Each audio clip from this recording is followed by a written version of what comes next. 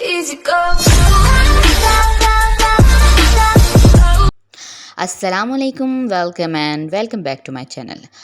तो कैसे हैं आप सब लोग? उम्मीद करती हूँ आप सब लोग खैरियत से होंगे।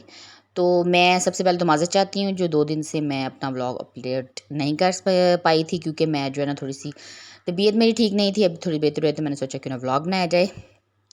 यहाँ पे सुबह जो है ना मैंने व्लॉग थोड़ा-सा लेट शुरू किया था। नाश्ता वगैरह करने के बाद जो है ना मोइज़ यहाँ पे मस्तियाँ कर रहा था। मेरी हेल्पर आई हुई थी और वो काम वगैरह कर रही थी। दोपहर में मैंने मोइज़ को सुला दिया था और वो जैसे ही सोया ना तो थोड़ी देर में ना मौसम एकदम से बदल गया था और ना आज बारिश आ गई थी। पहले तो हल्की-हल्की सी बारिश हो रही थी, तो हस्बैंड घर आए थे तो हस्बैंड ने कहा कि जी मैंने ना जो मतलब चाय वगैरह पीनी है तो मुझे ना जो चाय वगैरह बना दें। तो मैंने कहा चलें चाय के साथ मैं थोड़े से ना पॉपकॉर्न बना देती हूँ। आज मैंने पॉपकॉर्न बनाए, चाय बनाई दोपहर के टाइम पे, क्योंकि उन्होंने लंच भी नहीं किया था। तो ये सब मैंने बना के दिया था। तो अभी मैं ये सब रेडी कर ही रही थी कि मुझे आवाज़ आ रही थी कि बारिश बहुत ज़्यादा तेज़ हो गई थी। तो मैंने फटाफट से जो है ना अपने ये चीज़ें हस्बैंड को दी और मैं ज़रा चली गई थी बाहर बारिश देखने के लिए। तो बारिश मैंने देखी तो बहुत ज़्यादा तेज़ हो रही थी। तूफ़ानी किस्म की बारिश आज हो रही थी और रुकने का नाम ही नहीं ले रही थी। ऐसा लग रहा था जैसे गलियों में भी ना इतना पानी था, लोग जहाँ थे वहीं फंसे हुए थे। हर जगह से ये अब न्यूज़ मिल रही है कि बादल फट गया, ये हो गया, वो हो गया। अल्लाह ताला सबको अपने हिफ्ज़-ओ-मान में रखे। जहाँ-जहाँ जो भी मौजूद है अल्लाह ताला उनको खैर आफ़ियत से रखें। जो लोग सैलाब में फँसे हुए हैं सब अल्लाह ताला उनकी जो है ना मुश्किलात दूर करें, आमीन। मैंने थोड़ी देर बारिश में देखा कि ऐसे हाथ पे एंजॉय किया था और मैंने कहा कि साथ साथ मैं दुआ भी कर रही थी कि अल्लाह ताला सब खैर में रखे। आज मैंने बनाना था आलू गोश्त का सालन। तो चलें चलते हैं हम अपनी रेसिपी की तरफ।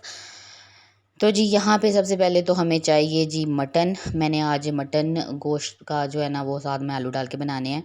2 अदद मैंने बड़े प्याज ले लिए थे, 1 किलो मटन था, साथ में 2 तकरीबन हाफ़ 1 एंड हाफ़ जो था ना टमाटर था, लहसुन अदरक का पेस्ट, 5-6 मिर्चें।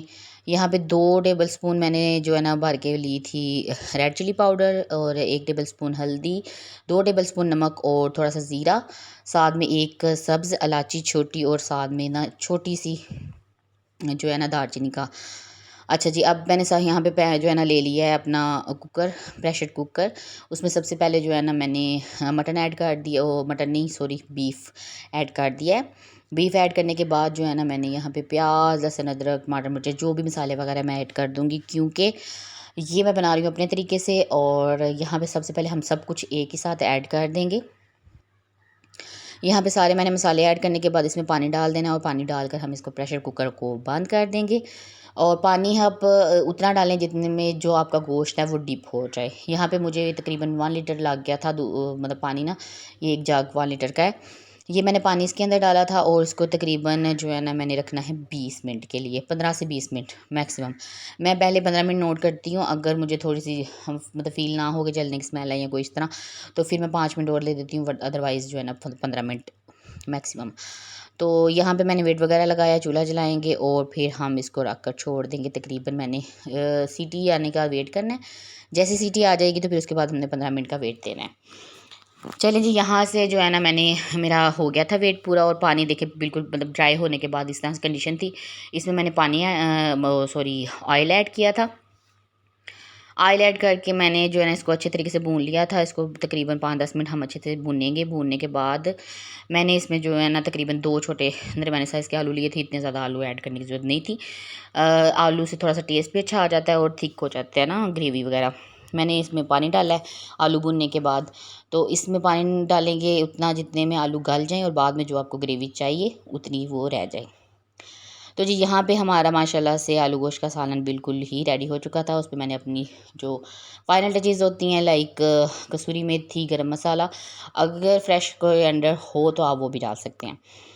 आज मेरी घर पे जो है ना मेहमान वगैरह आए हुए थे तो मैंने ये सारा खाना रेडी किया था। तो होप सो आपको पुलाव